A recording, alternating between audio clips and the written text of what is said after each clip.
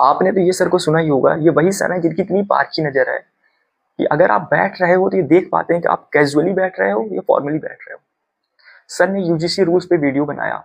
Mission ये कहते हैं कि अब हायर एजुकेशन में, विश्वविद्यालयों में भेदभाव करना गलत होगा, उसके खिलाफ कार्रवाई की जाएगी। और आप जानते हैं क्या हो रहा है? भेदभाव करने के हक के पक्ष में या भेदभाव के खिलाफ आने वाले रेगुलेशंस के खिलाफ लोग प्रतिरोध कर रहे हैं। वे इस पर आपत्ति कि अब हमारा समाज भेदभाव करने के हक के लिए लड़ने लगा है। लोगों का कहना है कि इनका गलत इस्तेमाल हो सकता है, ये मेरिट के खिलाफ है। ये समझना सर ने बिल्कुल सही कहा कि जो यूजीसी रूल्स आए हैं उनका इंटेंशन है जो डिस्क्रिमिनेशन होता है कैंपसेस में उसको इरेडिकेट करने का, खत्म करने का। लेकिन सर कहते हैं कि जो भेदभाव करने के हक के पक्ष में प्रोटेस्ट हो रहा है, नहीं सर, ये प्रोटेस्ट का जो आप रीजन बता रहे हो वो ये नहीं है, ये आपको भी पता है क्योंकि आपकी पारखी नजर है। भेदभाव करने का हक नहीं चाहता है।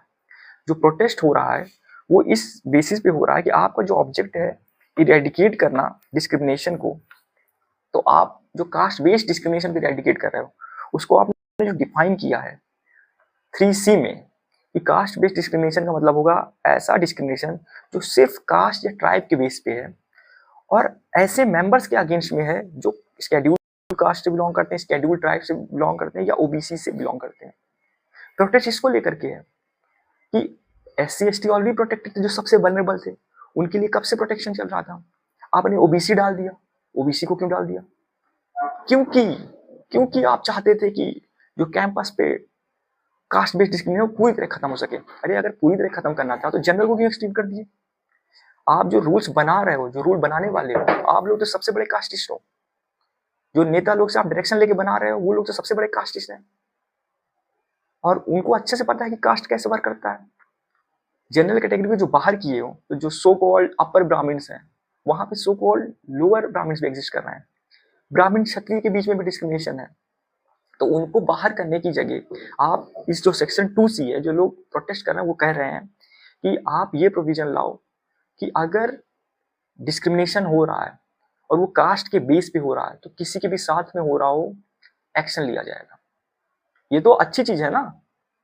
क्षत्रिय के खिलाफ अगर कोई और ब्राह्मण बोल रहा है तो वो भी प्रोटेक्टेड होना चाहिए। ओबीसी वाले आपस में जो डिस्क्रिमिनेट करते हैं वो भी प्रोटेक्टेड अच्छे से होने चाहिए। जो दूसरा पॉइंट है जिसके खिलाफ प्रोटेस्ट हो रहा है वो ये है कि एक सेफगार्ड होता है इस तरह के लॉज में, रखना भी चाहिए कि अगर कोई फॉल्स कंप्लेन कर रहा है सिर्फ परेशान करने के लिए, उसके खिलाफ पीनल एक्शन होना चाहिए। सर कहते हैं हर एक्स्ट्राऑर्डिनरी लॉज में तो गलत इस्तेमाल होता ही है, तो सर उसको क्रिटिसाइज किया जा रहा है। NSA, PMLA, POCSO, section 498A। अब हमें उनसे सीखने की जगह हम लोग उस चीज को कह रहे हैं देखो पीछे गलत हो रहा है, गलत होने दो। हमें उनसे सीखने के बाद ये और इंश्योर करना चाहिए कि इस तरह का प्रोविजन ना ले आए। और अगर हम देखें तो हम ऐसे इन्वायरमेंट में इस रूल्स को एप्लीकेबल करेंगे जहां पे स्टूडेंट इलेक्शन होते हैं। दिल्ली यूनिवर्सिटी में जब इलेक्शन होता है तो एक दूसरे को लोग मरवाते हैं, हाथ पैर तोड़ देते हैं। नॉमिनेशन कैंसिल करने के लिए कितने सारे हथकंडे यूज किए जाते हैं, फेक FIRs डाली जाती हैं, अलग अलग जगह से प्रेशर डाले जाते हैं। और आपको लग रहा है मिसयूज नहीं होगा? इसका जबरदस्त मिसयूज होगा और एक और खाई बनेगी अलग अलग कास्ट के लोगों में।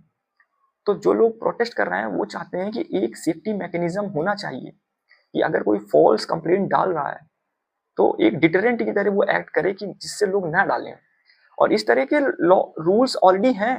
पॉश में एक लड़की वल्नरेबल है जब अपने एम्प्लॉयर के खिलाफ कंप्लेंट डालती है, लेकिन पॉश एक्ट में भी फॉल्स कंप्लेंट को लेकर प्रोविजन है, आप नहीं डाल सकते फॉल्स कंप्लेंट। पॉक्सो में भी है कि आप फॉल्स इंफॉर्मेशन नहीं दे सकते हो।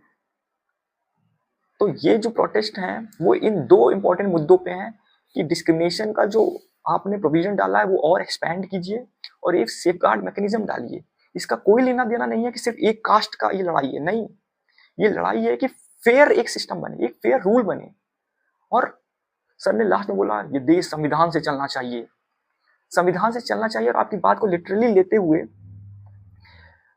पिटिशनर ने केस डाल दिया सुप्रीम कोर्ट में Vineet Jindal versus union of India में, जहां पे ये बोला गया है कि जो सेक्शन 3C है वो आर्टिकल 14 का वायलेशन है क्योंकि ये आर्बिट्ररी तरीके से एक ग्रुप को एक्सक्लूड करता है और सिर्फ कुछ ही ग्रुप को रखता है।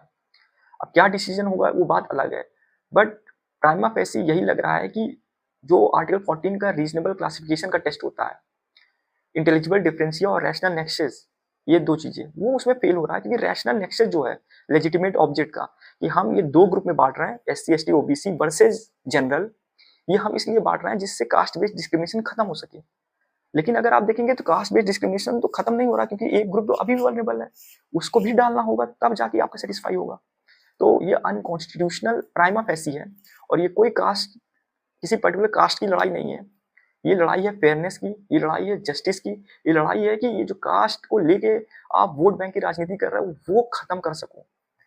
तो आई होप इस मुद्दे पे एक न्यूट्रल, मेरा सरनेम देख के आप लोग कुछ भी बायसनेस लगा सकते हो, बट जितना न्यूट्रल हो करके इस पे वीडियो बनाया जा सकता था, मैंने बनाने की कोशिश की है। Thank you.